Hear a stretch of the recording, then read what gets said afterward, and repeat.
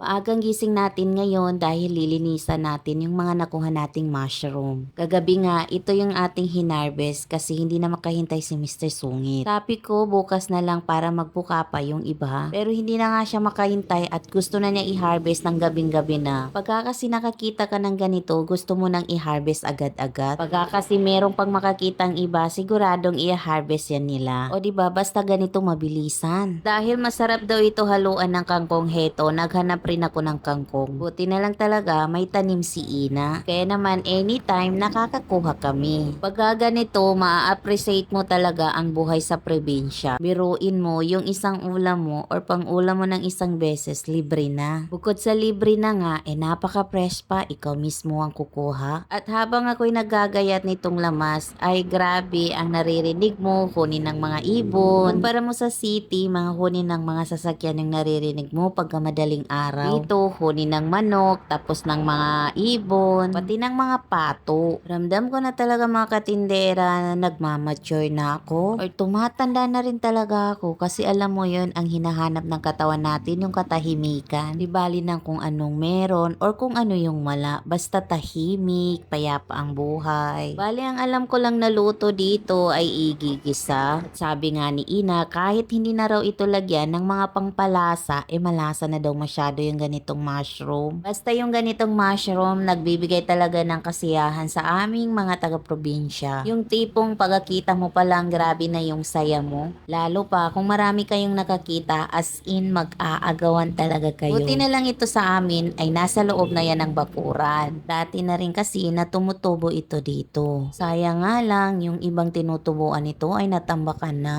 Pagka nga si Ina yung nauunang tumingin or nakita niya na medyo may lumalabas sa lupa, tinatakpan na niya yan ng dahon ng nyog. Pagkalagay ko pala ng mushroom, sinunod ko na rin itong kangkong dahil madali lang din ito maluto. Kung sa nakakadagdag din ng sarap, yung kangkong na nilagay natin, grabe, tingnan nyo naman, ang ganda ng combination ng color nila. Ang ganda nung pagka-green nung gulay or nung kangkong na nahalo dyan sa ating mushroom. At para maging masarap talaga, syempre lagyan ng asin. Kahit anong luto, kung wala yung asin, hindi yan maging masarap. Basta ganitong variety ng mushroom ay kahit wala masyado yung ilalagay, sobrang malasa na to. Sabi nga nila dito sa amin, kahit hindi mo yan lagyan ng MSG, ay parang lasa rin yan ng merong MSG. Bali ito na yung may gintsura niya pagka naluto na. Happy earning!